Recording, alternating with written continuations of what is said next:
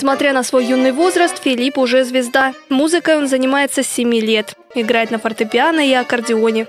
В свои 12 стал победителем нескольких международных конкурсов. Еще одна восходящая звезда в мире искусства – Елена Царегородцева. Она дважды представляла Россию на престижном конкурсе в Италии и оба раза возвращалась с победой. Впервые за фортепиано девушка села в 6 лет. С тех пор ни разу не пожалела о выборе будущей профессии. С концертами уже посетила немало стран. Конкурс за конкурсом, вот все как-то, я не знаю, даже если без музыки как-то, что бы я делала.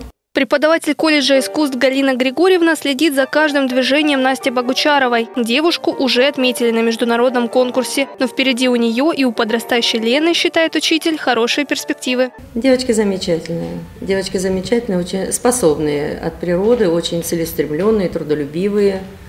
И они, в общем-то, с очень раннего возраста избрали профессию, получается таким образом, да. То есть они направлены. Перспективы в молодых музыкантах увидел и губернатор области и назначил им свою стипендию. Премию губернатора получат 10 студентов колледжей культуры и детских школ искусства. Все они особо отличились на различных выставках, конкурсах и смотрах. В этом году губернаторская стипендия стала в 1,5 раза больше. Сейчас она составляет 5000 рублей. Для молодых музыкантов это неплохой стимул, говорят в областном правительстве. В Ростовской области создана уникальная многоступенчатая система образования в сфере культуры и искусства, трехступенчатая. Значит, в первую очередь, это 154 муниципальные образовательные школы, где учатся сегодня 44,5 тысячи учащихся. Это очень большой отряд талантливых детей.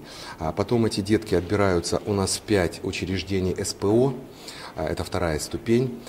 И, безусловно, высшим этапом, завершением образовательного процесса в области культуры и искусства – это наши высшие учебные заведения. Губернаторскую стипендию 10 одаренных студентов будут получать в течение года. В 2013-м специальная конкурсная комиссия выберет новых обладателей. Анжела Кутни, Андрей Коробко, Южный регион ИНФО.